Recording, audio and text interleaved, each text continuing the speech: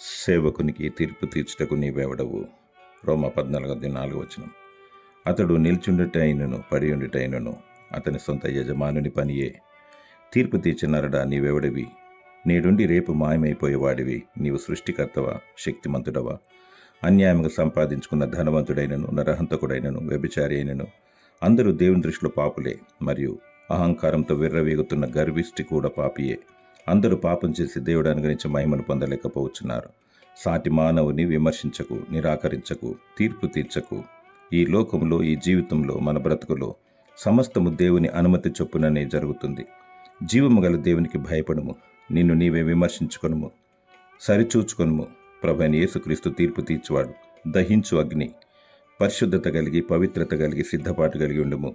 ఒక రెప్పపాటును ఎత్తబడెదవు, లేనిచో తీర్పు సిద్ధముగా ఉంది. 2వ మరణం. దేవుడు నిన్ను కరుణించి రక్షించునుగాక. ఆమేన్.